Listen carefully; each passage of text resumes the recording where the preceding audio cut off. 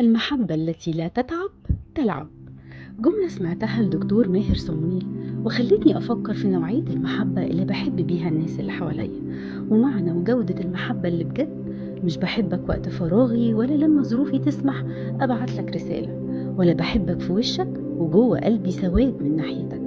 بيقول كتاب مقدس في غلاطيا إن من ثمار سكن الروح القدس فينا المحبة، ومعناها محبة نبعها الله ومبنية على العطاء. يعني محبة فيها باخد من وقتي أتصل بيك واطمن عليك بدون ما أحتاج مصلحة، أو أجيلك مخصوص في يوم أروح معاك للدكتور، أو لو ليا صاحبة تعبانة مثلا أعمل لها طبخة أو اتنين يساعدوها ما تتعبش زيادة وتقف في المطبخ عشان بيتها وعيالها.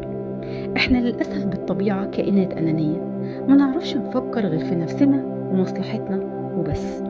ومع زحمة وصخب الحياة اللي بقينا فيها يوميا زودت إحساس الأنانية وخلتنا نفكر في نفسنا أهم. إحنا ما نعرفش نحب من نفسنا، ده حقيقي جدا، حتى مع أقرب الناس لينا، حتى لو كانوا ولادنا. محتاجين مصدر نشبع منه حب ويروينا عشان نقدر نروي غيرنا بالمحبة. محبة الله لينا كانت محبة باذلة، بذل فيها أغلى ما عنده، ابنه نفسه، لمصلحتي ومصلحتك. فيها أخد مكاني والحكم بالموت اللي كنت أستحقه، واداني بره وحكم عليا بالبراءة. مش بس كده، ده ضمني حياة بعد موتي أستمتع فيها بشركة أبدية معاه. عشان كده لا نحب بالكلام ولا باللسان، بل بالعمل والحق. فكرة تفكر.